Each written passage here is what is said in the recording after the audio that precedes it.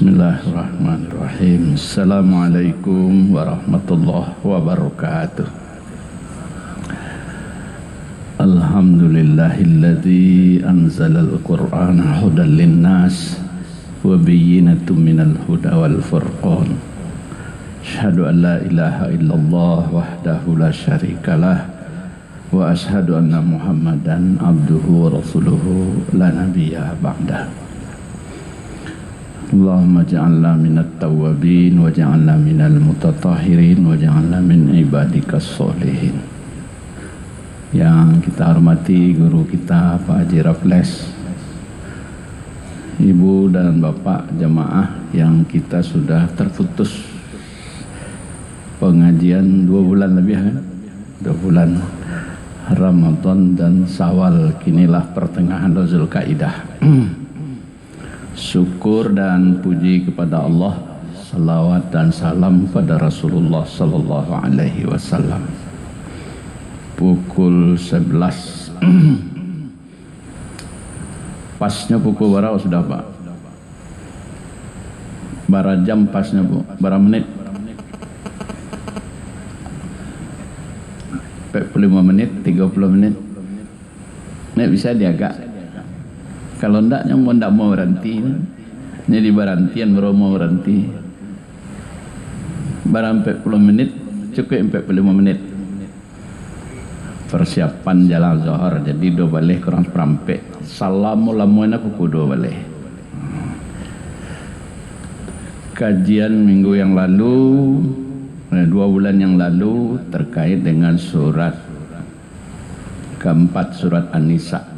Kini masuk surat kelima, surat Al-Maidah, kuliner, surat kuliner. Kuliner dan baru nanti hebohan, rendang ambo.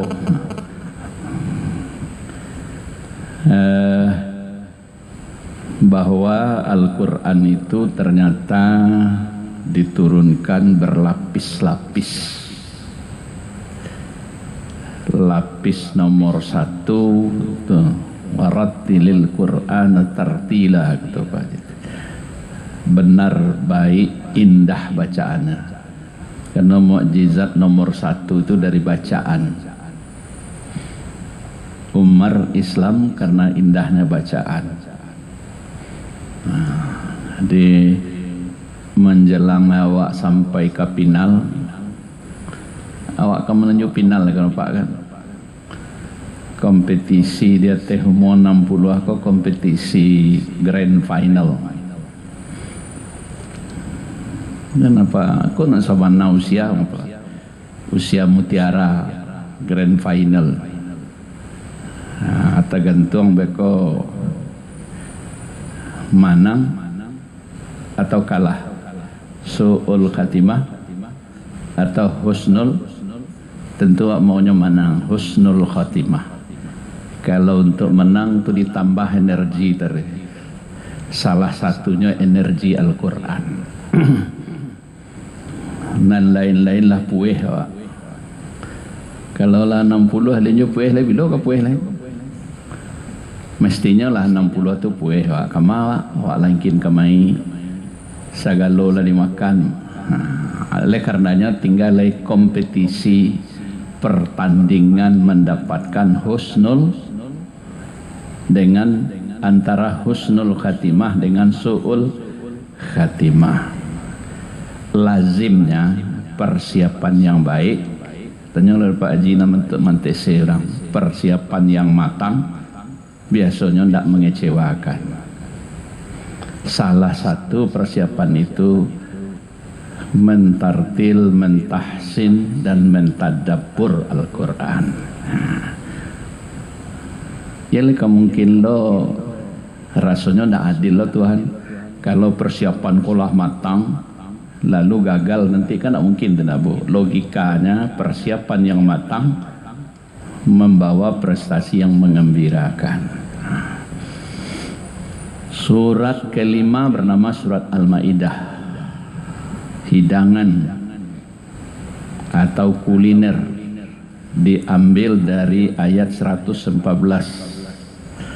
Rabbana bunyi ayatnya ayat 100 sampai balik. Diambil dari ayat 100 sampai balik. Rabbana anzal alaina ma'idatan minas sama.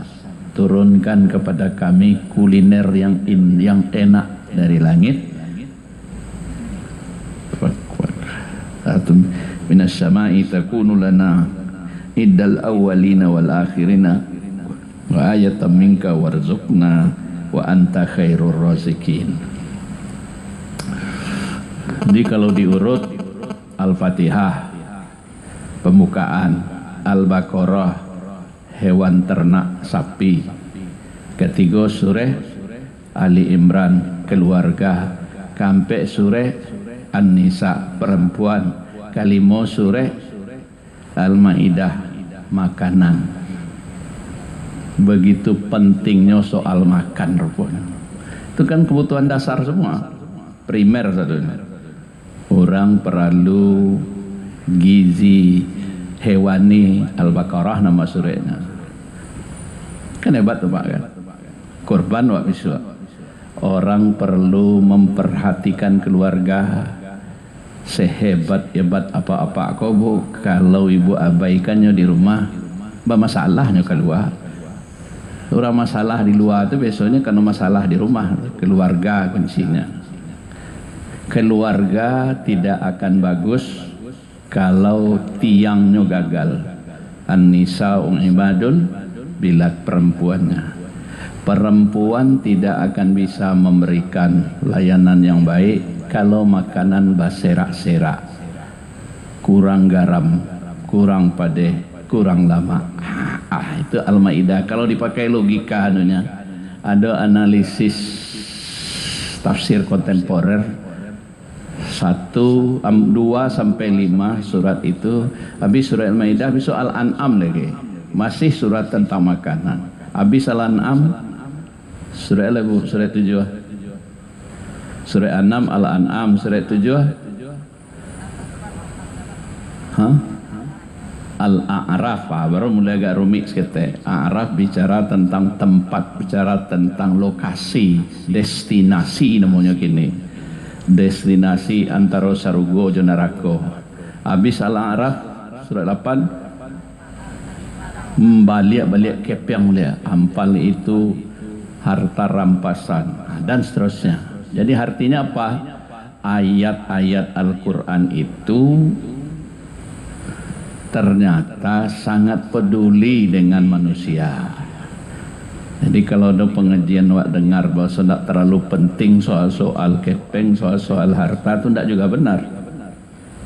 Bahwa orang harus sehat, orang harus kuat, orang harus mapan, orang harus mampu dan seterusnya. Surah Al-Maidah itu 120 ayat. Surah Al-Maidah itu dimulai dengan kata ya ayyuhallazina amanu aufu bil uqud. Kontrak sosial. Itu kalau bahasa tingginya. Janji, ikatan. Karena pada surat sebelumnya di dalam surah An-Nisa, surah Ali Imran, surah Al-Baqarah itu telah dibangun, telah disepakati sekian perjanjian-perjanjian, kontrak yang harus dipenuhi. Hal itu kalau dalam kehidupan muamalah bisnis namanya kontrak, dalam kehidupan sosial namanya perjanjian, dalam kehubungan dengan Tuhan namanya mitsaq. Ada 3 jenis kontrak itu. Innallaha la yukhliful mi'ad. Mi'ad itu janji dengan Allah. Allah tidak pernah menyalahi janjinya. Kalau disebut kata mi'ad itu lebih perjanjian yang sifatnya spiritual, yang sifatnya rohani. Kalau disebut ada satu lagi mitsaq, misaqan ghalizan, itu perjanjian yang berhubungan dengan amanah. Amanah itu diikat dengan nama Allah. amanah ilmu dan amanah istri atau suami. Maka perkawinan itu disebut misaqan ghalizan, perjanjian yang didasarkan kepada agama Allah. Kalau ya ayyuhalladzina amanu aufu bil uqud, uqud jamaknya akad, aqaid, terkait juga akidah, dipakai untuk semua jenis perjanjian. Jadi ayat itu menyangkut kontrak-kontrak sosial. Surat Al-Maidah ko berkaitan dengan perjanjian-perjanjian baik antara orang dengan orang, orang dengan Tuhannya, orang antar kelompok, bahkan dalam kehidupan bermasyarakat dan bernegara. Antara lain beko surah Al-Maidah ayat 51 yang dihebohkan ketika Ahok maju di DKI. Di perjanjian itu ada tiga. Perjanjian hubungan dengan Allah, alastu bi rabbikum qalu bala sahidna, dalam surah kejo, bahwa kita letakkan kontrak je Tuhan dulu. Kita diberi satu perangkat namanya fitrah. Fitrah itu punya punya hubungan dengan Tuhan. Jadi setiap orang punya hubungan dengan Tuhan. Cuman ada hubungan kona noise, terganggu, kacau deh suara kau. Lai halo, itu hubungan noise semuanya. Kan doa nelpon halo saya kan. Lai tersambungnya cuman tak terdengar. Itulah menyebabkan orang fasik, kafir, munafik. Nah, kalau muslim itu jernih hubungannya dengan Tuhan. Kemudian perjanjian itu, uqud itu, ya ayyuhallazina amanu aufu bil uqud itu, nan pertama sekali dari ayat 1 itu perjanjian yang menyangkut kebutuhan dasar dulu. Adalah ya ayyuhallazina amanu aufu bil uqud, kemudian uhilla lakum, seterusnya persoalan konsumsi dulu, soalan kuliner dulu. Ayat 2-nya hurrimat alaikumul maitatu waddammu wallahmul khinzir. Jadi serius Pak, soal babi ambo itu soal serius tuh, enggak soal bagarah tidak. Karena kontrak pertama yang diingatkan di dalam surat Al-Maidah ini, pilih makananmu. Itu artinya itu. Perhatikan mana halal, mana yang haram. Kalau haram, terminologi bahasa yang dipakai oleh Al-Quran itu tidak ada negosiasi dalamnya. Tidak bisa dinegosiasikan. Setengah haram, seperempat haram, seperdelapan haram, tidak ada. Mungkin ibu pernah dengar apa namanya, minuman kareh itu mama buatkan kalau seketek nabaa. Salah tuh. Nya bukan seketek banyaknya, esensi zatnya. Apa dawak yang paling sering? Alkohol. Alkohol itu haramnya dimabuk. Dimakan, dipakai. Ini haram kok, adonan haram dimakan, adonan haram dipakai, tapi adol malah nan haram dilihat. Alkohol mungkin termasuk dalam kategori khamar, oleh karena itu haram dimakan. Nah, awak kadang ketat banalo, tasaddud banalo, anda boleh pakai minyak wangi solat. Minyak wangi itu dalamnya ada alkohol, dia bukan najis. Beda antara hadas najis.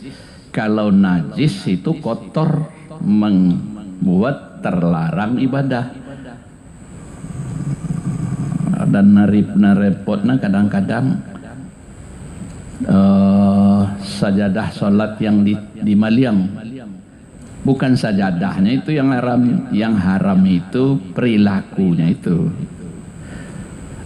Kini cara pikir orang kadang-kadang kan wah itu nang kelirunya Pak. Namanya money laundry. untuk mencuci kepingnya, hasil barang rampokannya, nyoba umrah, ndak kata cuci dia nyodo. Nyonan dilarang bukan zat pitihnya tuh, perilakunya tuh. Ada orang racik pesawat Indonesia, nyotater pesawat dari Jakarta, bah bisa ada PO untuk cuci pitih namanya, itu diakali Tuhan. Nah, itu nomor satu.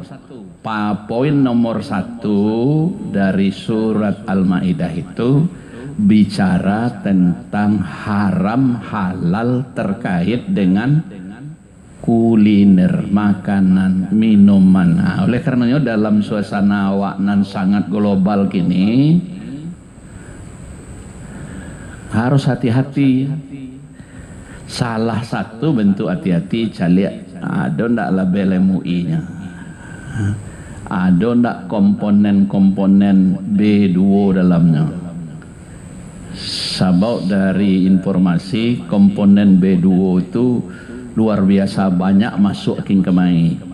Kalau lah pasti ada awak aja baru lek karena ya, tapi kalau awak ndak tahu rufi al kalam, nah itulah jadinya kalam artinya tidak dalam catatan. Kehati-hatian.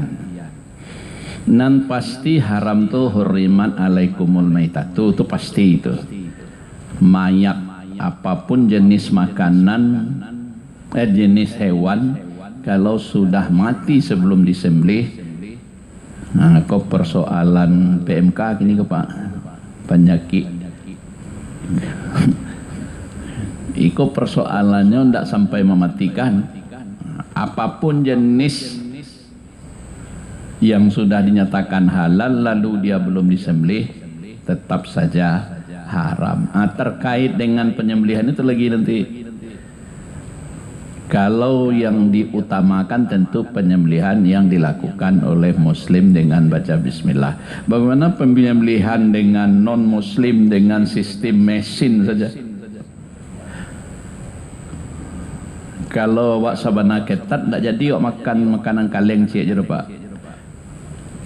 Kalau masuk kategori orang warak itu ketat.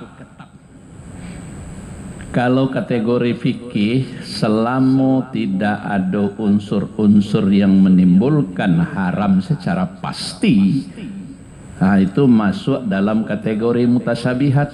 Kalau dia mutasabihat, pilihan saja. Jadi kalau dapat dihindari, kalau nak dapat balik. Awak di Amerika makanan kok kakak randang jo randang kaleng, janjan randang kaleng kok dibuat lo dek si babi ambo. Itu keadaan yang sulit.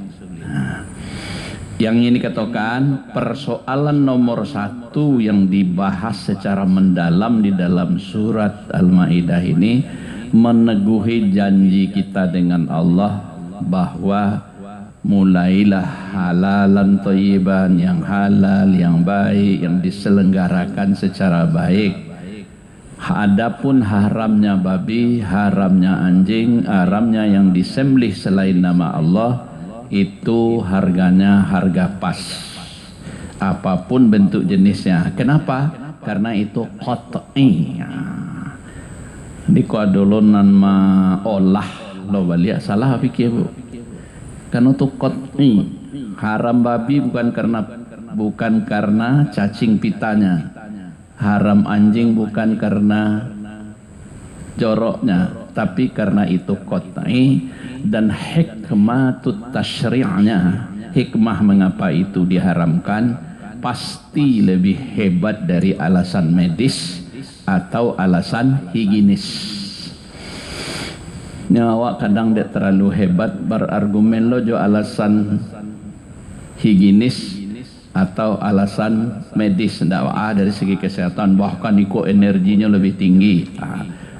Sebaiknya kalau itu tegas, karena hurrimat kalimatnya, diharamkan. Jadi kalimat yang qat'i itu tidak boleh didiskusikan. Kecuali kalau kalimatnya tidak qat'i, tidak direct, tidak langsung, baru boleh. Tapi kalau langsung tidak boleh. Itu penting juga ingatkan taruh tidak ada tawar menawar. Kalau sudah dikatakan haram, mengapa haram? Kita tahu hikmah pensyariatannya Allah lebih tahu dibanding manusia. Dan itulah yang membedakan orang beragama dengan tidak beragama. Beragama yang baik itu teguhnya pada hal-hal yang lah teguh itu. Tidak ada dalamnya masuk diskusi, takwil atau namanya tafsir, tidak ada lagi. Jadi kalau lahnya nafsirkan, nah itu masuk liberal orang itu, bahkan sekuler.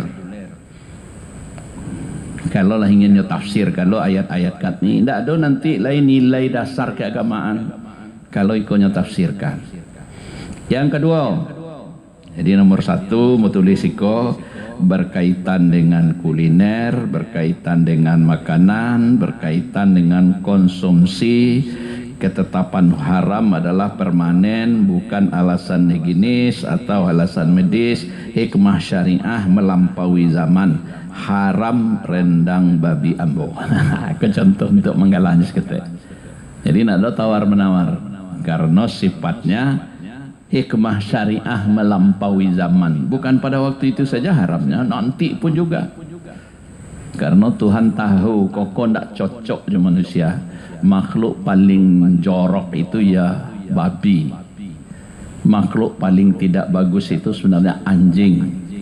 Lalu diharamkan. Ada awak diolah-olah. Tidak benar itu. Yang kedua, prinsip yang kedua di dalam surat Al-Maidah itu berkaitan dengan etika dan dalam ibadah seperti wudu, bersuci, dan dalam kemaslahatan umat. Kemudian termasuk di dalamnya semua ayat-ayat yang disebut yang berkaitan dengan melawan fitrah.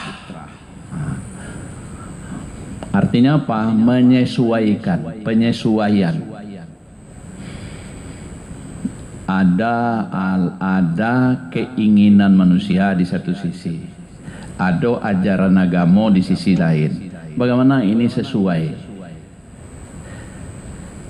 agar kemaslahatan terjamin? Kalau dikatakan oleh Al-Quran itu haram, itu pasti merusak manusia. Kalau diperintahkan oleh Al-Quran secara bagus, itu pasti memanfaatkan. Wa iza kuntum ila shalah fausilu wujuhakum wa aydiyakum ilal marafiq, misalnya ayat 9 ya berarti. Bila mau sholat, basuh muka, basuh tangan, sebagian kepala, kaki. Kalau itu dilogikakan, buangannya. Kok itu yang disabui?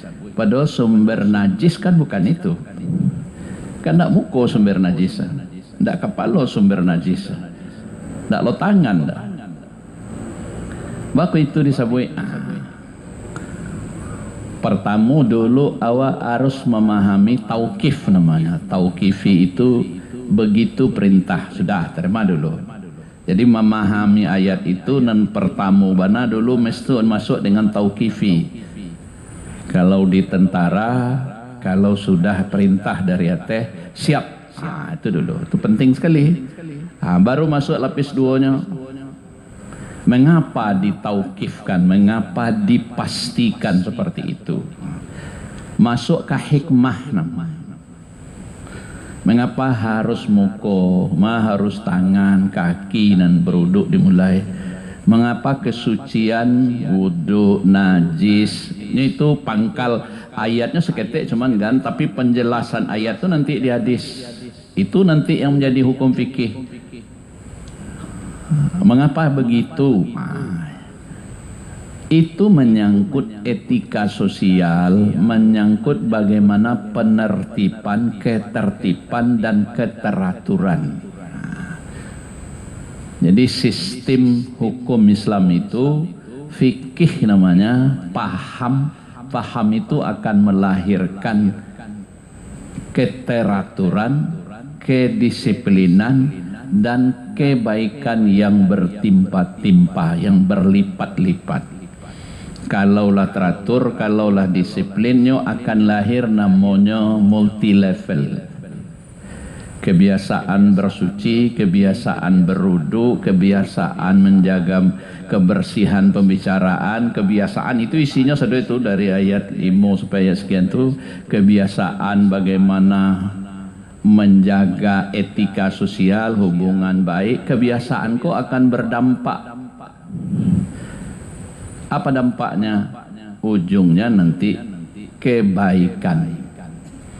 Terjadilah perilaku, sifat, gaya hidup dan profil muslim yang baik. Itu yang kedua, berkaitan dengan etika sosial dan bagaimana manusia menyikapinya. Terlalu banyak kalau dibenci-benci, mulai soal wudu, soal bersuci, soal bicara, soal berkeluarga, soal lain, sagalonan terkait hubungan baik pribadi, sesama pribadi, dalam masyarakat sampai dalam hubungan dengan Allah. Itu namanya etika sosial. Aturan-aturan bagaimana kehidupan bersama itu melahirkan rahmat. Al-jam'atur rahmah wal firqatul azabah. Cobalah kita analisa dengan ada perintah solat, dengan ada perintah wudhu, dengan ada perintah mandi, bara teknologi yang lahir dari itu. Bara orang dapat rasaki dek perintah solat, dek perintah wudhu, dek perintah mandi. Sower saya bara kamar mandi, persalinan mandi. Kalau tidak ada perintah wudhu itu nak kemudian itu orang tu. Dan sasaran dari orang tu yang dibuat umat Islam dulu. Sebab bagi orang Islam tak perlu, bagi orang non Muslim tak perlu. Nadanya orang cak kamar mandi, bersih kamar mandi, aliran airnya bagi sesabuknya tak masalah. Nadanya air suci tidak mensucikan. Dewa masalah, air tu mesti jelas alirannya, sumbernya mesti mengalir, kan itu kan?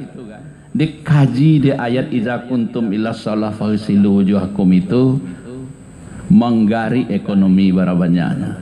Dia ada perintah salat, ada tikar salat, ada masjid, ada mik. Luar biasa kalau awak cari hikmahnya. Barat triliun di Indonesia kok pitih masyarakat untuk membuat masjid. Lo nama di mangga-mangga pitih Jokowi le dah. Cuy hitung barat triliun menurut ya Pak. Masjid awak di Sumatera Barat kok sejuha. Sumatera Barat tu 16.000 masjid. Kalau 16.000 ragoci masjid 1 juta, orang bang biasa capek metong berarti itu 800 triliun tu. Berapa hebatnya rezeki yang dilahirkan Tuhan. Jadi itu makasih Ambo, begitu ayat itu menjadi sumber dari segala sumber. Ndak Pancasila segala sumber iyo juo tapi iyo juo itu na iyo bana. Ayat itu sumber dari segala sumber hukum berlahir. Jadi Ambo sekali Bu dalam satu kepentingan diajak orang ziarah ke makam Surabaya apa? Surabaya Sunan Ampel. Yang Ambo fikirkan itu tiba pikir awak baralah hebatnya ulama, lah matinya barazaki orang dia oleh. Itu yang Ambo pikir. Kalau meninggal je Bu, baralah hebatnya Nabi. Lah meninggal sekian lamanya barazaki orang banyak kena pesawat barazaki, orang pisah barazaki. Dah hebat agama dia Bu tu. Bakok takut orang kau ulama, nak mau orang menghormati ulama. Presiden tak ada rezeki orang masuk Kenya meninggal presiden dah lai berziarah ibu ke makam presiden kalau sebanyak presiden bah bakok ke makam ulama ziarah orang itu sentimen keagamaan namanya itu Pak, tapi sentimen bukan negatif ya, itu rasa beragama namanya. Oleh karena ada ayat, ada ulama, oleh karena itu lahir rezeki yang banyak. Itu menunjukkan etika sosial yang berbasis Al-Quran itu menghasilkan. Nah, dua kan? Berkaitan dengan pengaturan sosial sampai kepada pengaturan hidup bernegara. yang semuanya itu bagi kepentingan manusia. Ketiga, aku yang hebat deh, kontrak sosial. Dalam halkan Nabi Musa dengan umatnya, ayat 12 sampai 34. Umat Nabi Musa itu banyak cincong kecek Buya Hamka. Buya Hamka itu tafsir Hamka itu tafsir tafsir Al-Azhar itu luar biasa memasukan bahasa awak. Kau dari bahasa Buya Hamka mau kutip mau baca tafsirnya petang. Mangaretang, masuk lo mangaretang kayak cerita-cerita tentang itu kan bahasa Minang adanya itu. Masuk dalam bahasa itu jadi milik Nusantara, masuk cincong. Jadi umat Nabi Musa itu umat namanya cincong. Lalu ada 12 suku yang trauma dengan Firaun, hanya 10 yang bisa disehatkan. Salahnya. Alih generasi dibuat ada 10 trauma dengan Firaun, hanya 10 yang bisa disehatkan. Alih generasi dibuat melalui peristiwa 40 tahun tersesat di Gurun Sinai. Apa maksudnya? Kalau Pak baca tulisanmu atau jalan kasih kan? Maksudnya panjang sekali cerita Nabi Musa di sini, sekian ayat pula. Ketika Nabi Musa membebaskan kaum Bani Israel dari kejaran Firaun, lah selama di sebarang di Mesir. Ini udah balik kelompok. Dari 2 balik itu 10 orang dayus, orang lemah. Hanya 2 nan lai sehat. Ndak namuah diajak melawan nan 10 orang. Dek Nabi Musa. Artinya yolah ndaklah sekaji ikutnya 2 nan elok nan sabananya. Kemudian ini diperintahkan untuk mendakwahi Mesir oleh Tuhan. Nyobaulah berjalan lanjutan. Anan terjadi selama 40 tahun ini diisolasi oleh Tuhan, diboikot. Setiap berjalan arah utara, balik ke timur. Berjalan ke selatan, balik ke barat. Mutar-mutar di sana, sehingga ndak berhubungan jorang, ndak berinteraksi jorang. Dampaknya mati lan 10 aku baru tinggalan 2 kali. Baca Pak Nam buru-buru aku mati dulu tinggal elok-elok selai. Jadi menariklah cerita ayat itu, bahwa ternyata ada cara oleh Allah untuk mewariskan kepemimpinan Musa itu, karena 2 walih orang ko sadonya pangeran berhak menjadi pewarisan dan 10 rusak. Ndak berani madoe parang lai lah takui lah segala macam. Tinggal 2 nan elok nan muda-muda untuk menghilangkan nan 10 aku dikurung oleh Tuhan ini melalui Gurun Sinai. Barulah tahun ke-41 nyo bisa keluar bertamu jo masyarakat banyak balik. Barunya jadi pemimpin. Artinya apa? Proses alih generasi. Jangan takut nawak lah. Nan busuk-busuk kau keturun je besok masuk nan elok, optimisme namanya. Jadi tetap 10 banding 2 Pak. Itu 2 balik. Zaman Nabi nak kami itu je. Zaman Nabi dulu ada 9 kelompok nama.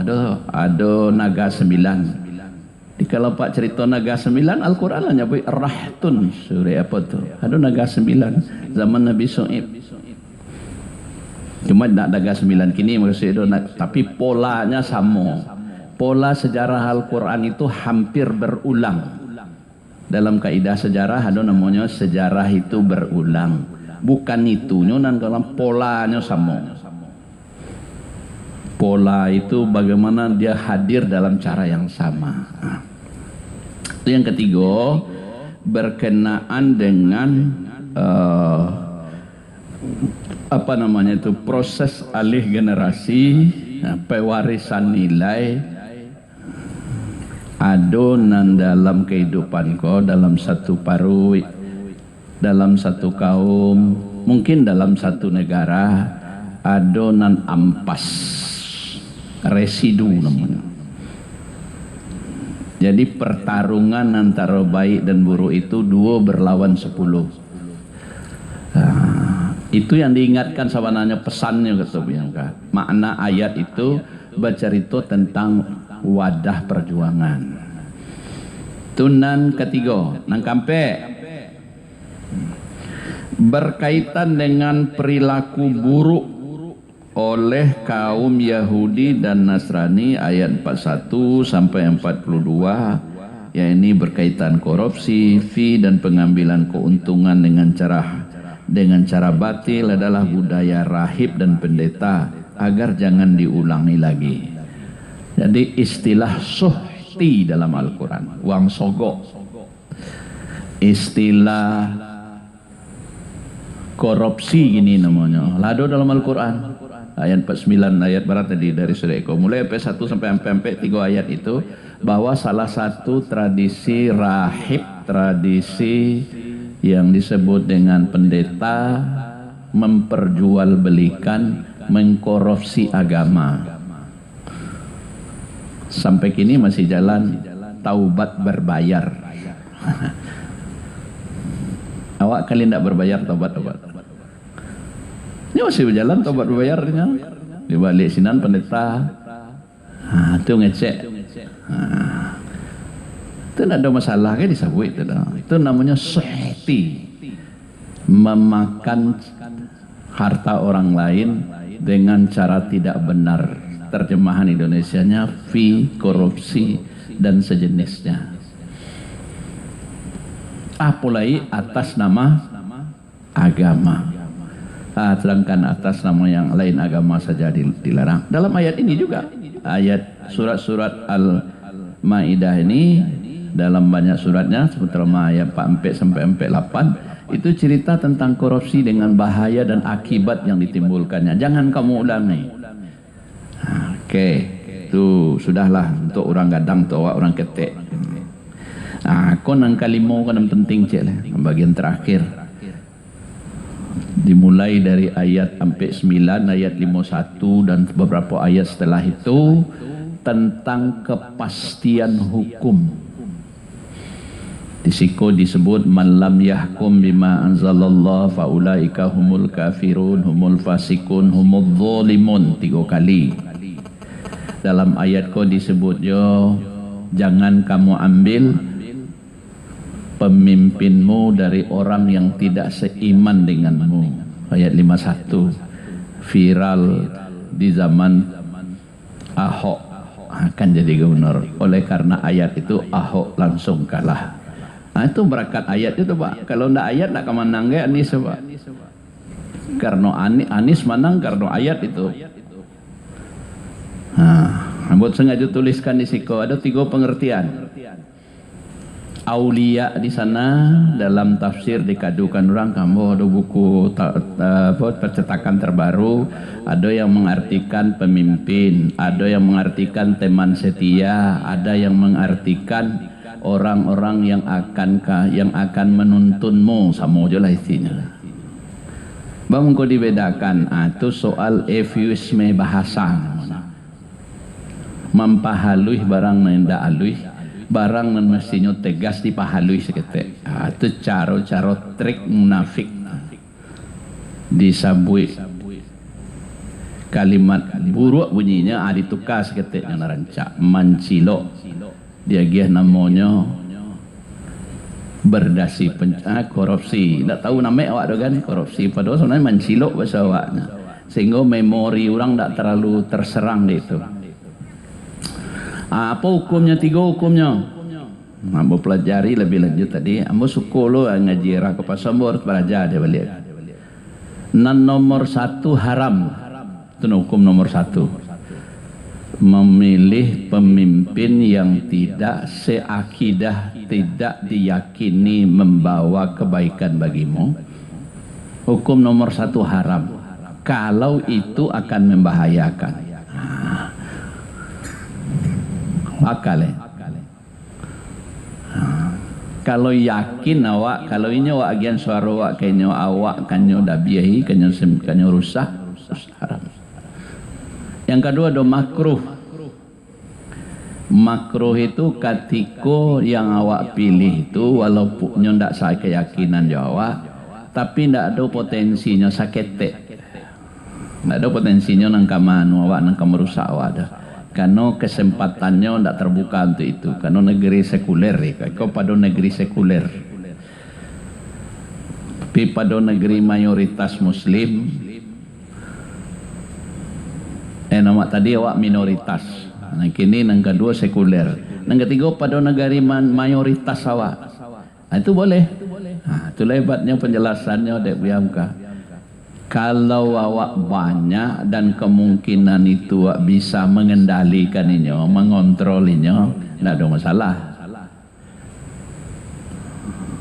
Jadi hukum karena kok sifatnya ayatnya memberikan pilihan. Pemimpin yang dimaksud pemimpin gubernur, pemimpin rumah tangga, atau pemimpin masyarakat, aulia kan. Nah, oleh karena itu penafsirannya oleh ulama tiga lo. Adonan haram kalau kamambahayuan awak, adonan boleh kalau awak lebih dominan, lebih bisa mengontrolnya. Adonan makruh kalau itu potensi senado nak mungkin. Nah, jadi kalau bisa ya hindari lah, kalau bagus kan. Kan tiga hukumnya, nan sebaiknya pilih nan sepemimpin Jawa. Itu terkait kepastian hukum. Nah, sehingga dalam penjelasan ayat dan terkait dengan hukum itu 3 kali diulang. 1, fasikun. Man lam yahkum bima anzalallah faulahika humul fasikun dulu. Sudah itu humul kafirun, sudah itu humul zolimun. Kok kalau di Nu'man nuangan kok tidak bisa wak lapeh dari nanti kok. Bara banyaknya sistem hukum Islam nalun bisa dilakukan deh. Jadi minimalnya awak kini kok fasik kalau pada Al-Quran. Fasik itu alun masuk kategori warga nomor 1 le. Masih warga kebanyakan dalam Islam. Alun sabana loyal le, itu fasik namanya. Alun sabana patuh le. Itu minimal awak. Anan came awak cukup jatuh kan yang kedua, zalim atau kafir. Kalau zalim itu tidak pantas, tidak meletakkan sesuatu di tampeknya. Awak banyak tu takut lo jurang. Kan tak betul dah. Awak banyak. Awak 9-nya seorang takut awak. Itu zalim awak namanya. Tak ada alasan sebenarnya. 9 banding 1. Itulah diturunan jumlah awak jadi 90, hanya 10 kan. Hanya beragam lo dan 10 apa kau takut. Nah, itu bisa. Jadi sulit. Antara zalim dan kafir kau susah awak lepeh kau. Tapi seminimal-minimalnya fasik. Nah, maka saya mau jangan berko provokasi lo kaji gojiannya. Setidak-tidaknya di lingkungan awak harus memastikan yang bisa awak lakukan. Hukum kewajiban fardu ain, fardu kifayah, hukum yang terkait dengan usrah keluarga, hukum yang terkait dengan muamalah, hukum yang terkait dengan pernikahan, hukum yang terkait dengan zakat. Kau kan hukum-hukum nalah mendapik tampe mungkin nanalun panuh sepenuhnya itu kini kan hukum jinayah nanalun hukum perdata dan pidana. Pidata nan bisa awak lakukan. Misalnya ambo kemarin di Mamo nyebut teh lari. Teleh hukum perdata Islam kok terlalu banyak dia awak nalun awak perhatikan lah. Di kampung Unyangko di Piaman menggadai sawah masih jalan, menggadai parak karambi masih jalan, barang digadaian piti orang dipaci untungnya diagiannya ke orang tu seorang tak boleh ya masuk kategori haram. Mulai kalau dihitung gadai, dihitung dalam aspek-aspek fikih lain. Kamu pernah berhitung Pak, kalau dihitung di balian saja harato Tuhan kok ke Tuhan sadonya tidak ada orang miskin di Sumatera Barat kada. Coba Pak hitung kalau tidak boleh di Padang lah. Hampir ketika orang kekayaannya seorang orang kau dihitung setiap warga kau kira-kira berapa persen tidak kayu tidak sampai zakat. Hitung dari usahanya, dihitung dari nalah takumpu adiknya, dipajak dia, dizakati sado itu selesai. Tapi zakat kau nak tuntas kan? Nak tuntas apa? Coba 2,5%. Data rumah per RW, bara harga rumah 500 juta. 2,5%-nya berapa Pak? Bara jumlah rumah di Kota Padang. Data lo gaji orang 2,5%, 2,5% saja tiap bulan selesai saja. Dia terlalu banyak hak Allah yang Allah berikan. Baiknya bisa diurai, bisa panjang. Kesimpulannya yang perlu wak tadabbur dari surah Al-Maidah ko nan pertama komitmen komitmen pada janji dengan Allah, janji dengan diri, janji dengan keluarga, bahkan janji dalam kehidupan bermasyarakat dan berbangsa. Lado kontraknya sedenya. Kemudian ada 5 hal janji itu. Nan pertama terkait dengan kebutuhan pokok, makan, minum, perhatikanlah yang halal dan yang haram, jangan dibiarkan begitu saja.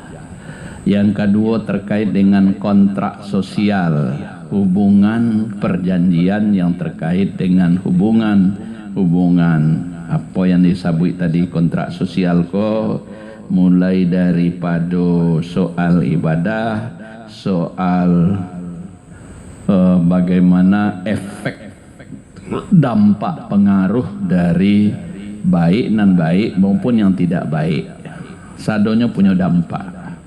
Nang ketiga menyangkut perilaku berpengaruh kepada generasi, itu isinya.